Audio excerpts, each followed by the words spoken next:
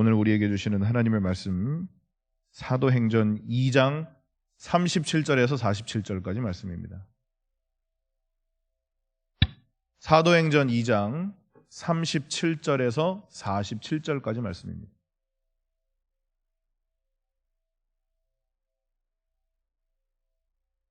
우리 한 목소리로 합독하겠습니다.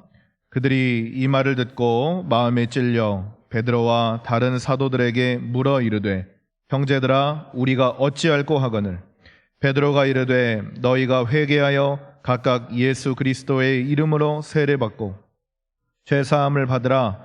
그리하면 성령의 선물을 받으리니 이 약속은 너희와 너희 자녀와 모든 먼데 사람 곧 주 우리 하나님이 얼마든지 부르시는 자들에게 하신 것이라 하고 또 여러 말로 확증하며 권하여 이르되 너희가 이 패역한 세대에서 구원을 받으라 하니 그 말을 받은 사람들은 세례를 받음에 그날의 신도의 수가 3,000이나 더하더라. 그들이 사도의 가르침을 받아 서로 교제하고 떡을 떼며 오로지 기도하기를 힘쓰니라. 사람마다 두려워하는데 사도들도 말미암아 기사와 표적이 많이 나타나니 믿는 사람이 다 함께 있어 모든 물건을 서로 통용하고 또 재산과 소유를 팔아 각 사람의 필요를 따라 나눠주며 날마다 마음을 같이하여 성전에 모이기를 힘쓰고 집에서 떡을 떼며 기쁨과 순전한 사람 마음으로 음식을 먹고 하나님을 찬미하여 또 온 백성에게 칭송을 받으니 주께서 구원받는 사람을 날마다 더하게 하시니라. 아멘. 어제 베드로가 모인 사람들에게 설교를 합니다.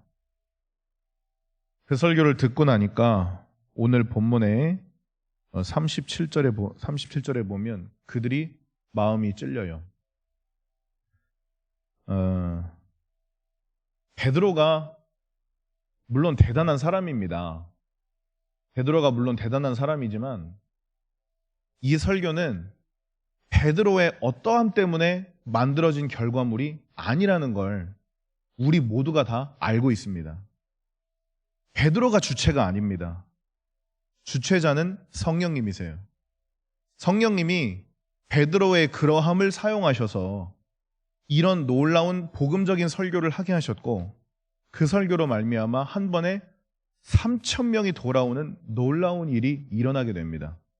우리가 다 아는 것처럼 베드로는 그럴 수 있는 사람이 아니에요. 예수를 3번이나 부인하고 그냥 그랬던 사람이 베드로입니다. 그러나 성령님은 그 베드로를 사용하셔서 이렇게 놀라운 일이 일어나게 하셨습니다. 베드로가 그렇게 하나님 앞에 쓰임받을 수 있었던 이유는 베드로의 주인이 베드로 자신이 아니라 이미 성령님이 되어버리셨기 때문입니다. 성령님이 주인으로 바뀌니까 베드로의 그런 두려워하는 마음, 예수님을 십자가에 못 박게 하고 자기는 도망가고 부인하고 숨고 그러했던 그 죄성이 가득한 베드로의 모습이 아니라 이제는 전혀 달라지고 마치 그 복음서에 있는 베드로와 사도행전에 나오는 베드로가 전혀 다른 사람이 되어버린 것처럼 사람이 완전히 손바닥 짚히듯이 바뀌어지는 거예요. 이게 성령님이 역사하셨기 때문입니다. 성령님이 베드로를 주장하시니까 그렇게 놀라운 일이 일어나게 됐고 오늘 본문 37절을 보면 그 성령의 설교를 들은 사람들의 마음이 찔리기 시작합니다. 그러면서 이 사람들이 사도들에게 이야기하는 거죠. 그러면 우리가 어찌할꼬? 그럼 우리가 어떻게 하면 되겠습니까?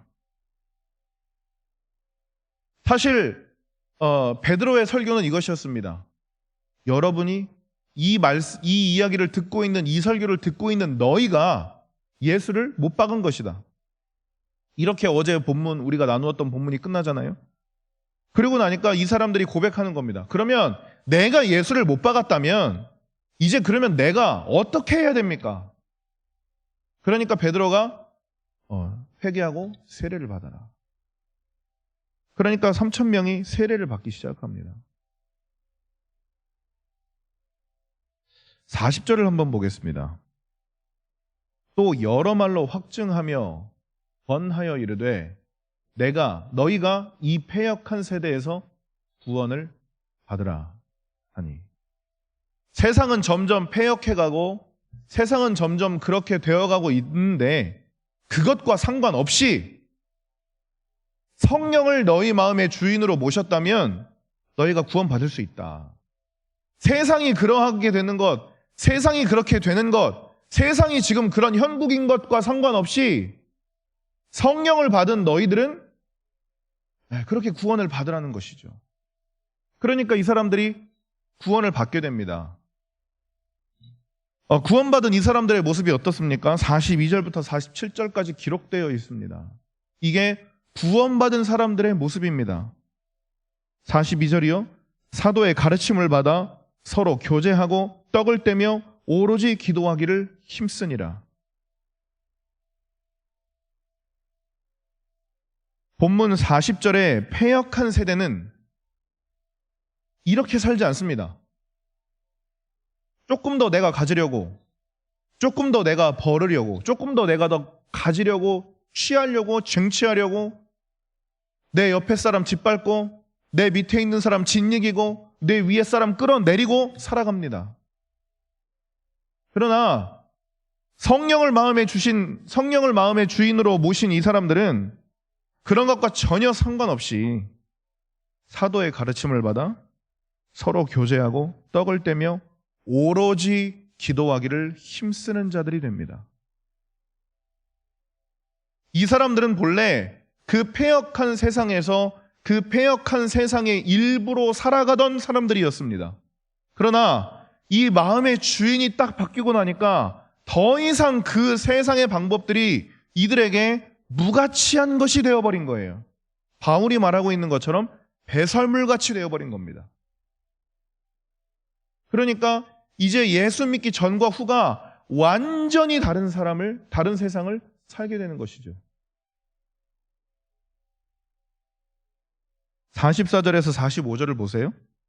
믿는 사람이 다 함께 있어 모든 물건을 서로 통용하고 또 재산과 소유를 팔아 각 사람의 필요를 따라 나눠주며. 이건 세상의 논리와 방법으로는 이해할 수 없는 모습들이 일어나기 시작합니다. 내 걸 팔아가지고 공동체에 있는 부족한 사람들에게 주는 거예요. 어떻게 되면 이렇게 될 수 있을까요?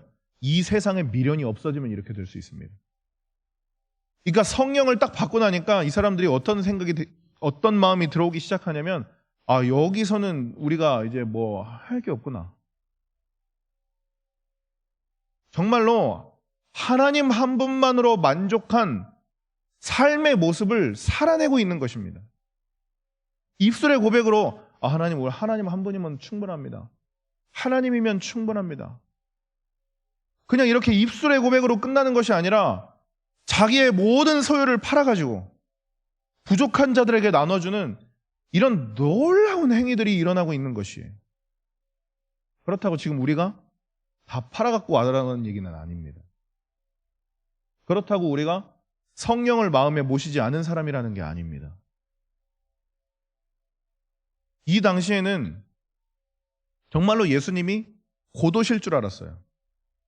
왜냐하면 예수님이 승천하시면서 내가 다시 오는 것을 이 중에 보는 자들이 있을 것이다 말씀하시면서 올라가셨기 때문에 여기 있는 사람들이 진짜로 예수님이 곧 오실 줄 알았습니다. 제가 학교 다닐 때 이 사도행전 수업을 듣고 있었는데 독일에서 이 신구약 중간사를 전공하고 오신 교수님이 수업을 진행하시면서 저희한테 이런 얘기를 하신 적이 있었습니다. 우리가 진짜 예수의 부활을 눈으로 봤다면 우리가 이렇게 살겠냐?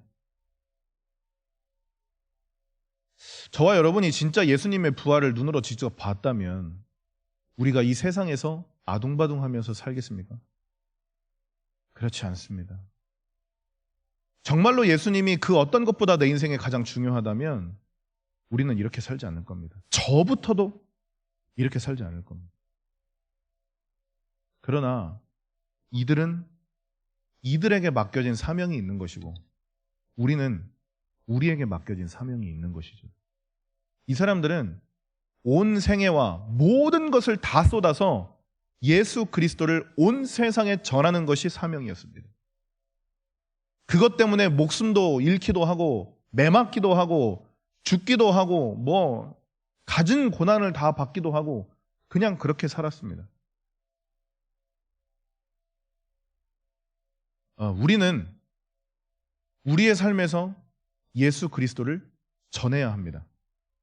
사도들이 그렇게 살았다고 해서 그럼 우리도 오늘부터 이제 집 다 팔고 새끼들 다 죽게 맡기고 나가자 이러면 되겠습니까? 이들은 이들의 사명이 있는 것이죠. 그러나 그 마음의 본질은 동일해야 되는 것입니다. 나도 성령님을 내 마음의 주인으로 모셨다면 내 모든 삶을 통해 예수 그리스도를 전하는 사명을 감당해야 하는 것이죠.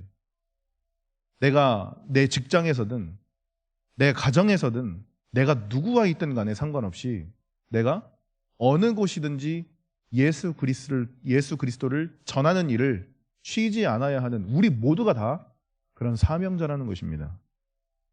그런 사명자들이 일어날 때 47절 한번 보세요.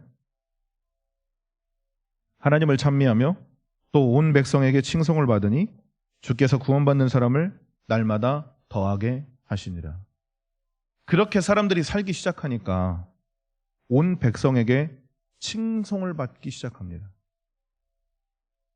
그렇다고 우리가 백성한테 칭송 받으려고 우리가 주변 사람들에게 칭찬 받으려고 우리가 이렇게 살자라고 하는 것은 아닙니다. 마음의 주인이 성령님으로 바뀌어지고 그 사람의 인생의 모습이 달라지고 그 사람의 삶이 달라지면 이 47절은 당연하게 따라오는 결과물이에요. 마치 공부를 열심히 했더니 성적이 올랐더라. 성적에 오르기 위해 공부하면 굉장히 불행해집니다. 제가 그렇게 살아봤거든요. 성적에 오르기 위해 공부하면 인생이 진짜로 불행해져요. 그런데 공부를 열심히 하면 성적이 오르더라. 그래서 이 공부를 열심히 하는 것에 포커스가 맞춰져 있는 사람은 배우는 기쁨이 있습니다. 그런데 성적을 놓고 공부하기 시작하면 이 인생은 굉장히 피폐해져요. 그런 것이죠. 이것과 같은 것이죠.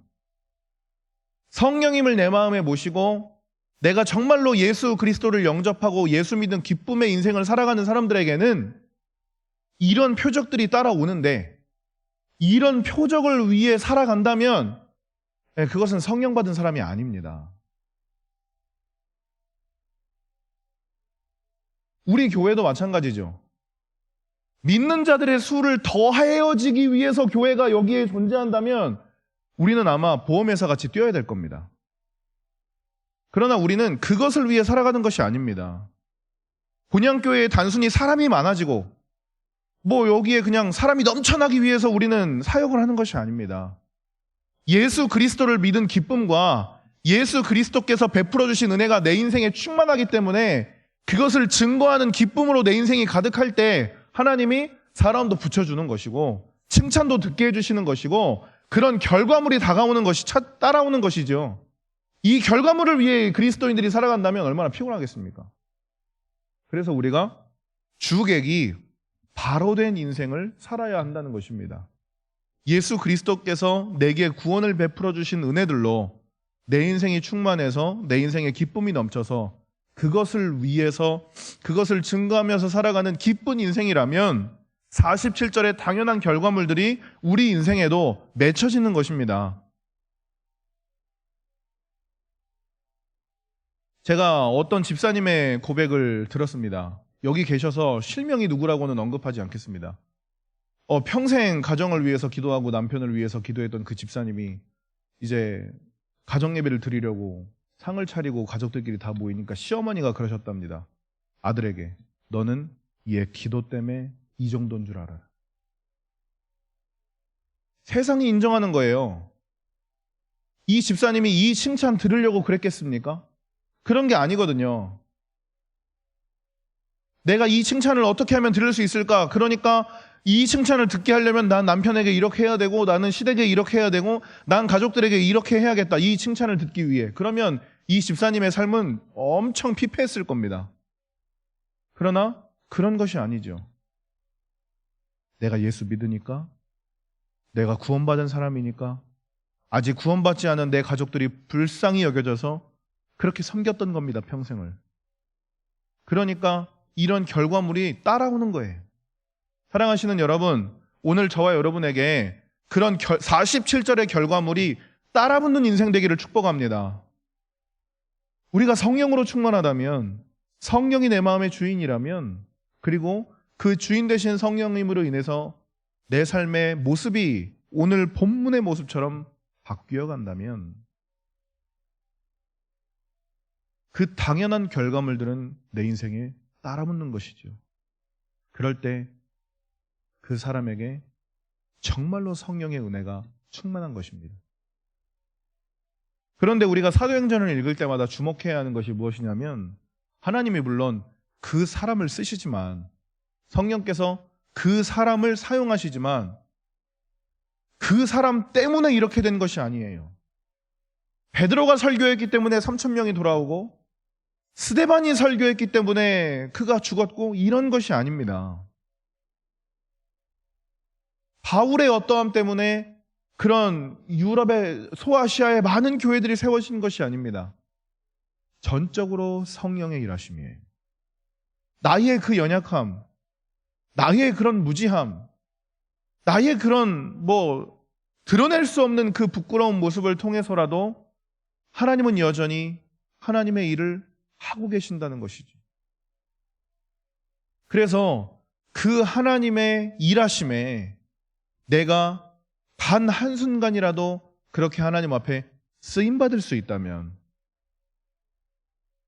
이 베드로의 그러함, 이 베드로의 무지함, 이 베드로의 그 급한 성격은 정말로 성령님께 귀하고 보석같이 쓰임받는 것이죠. 그래서 우리가 단순합니다.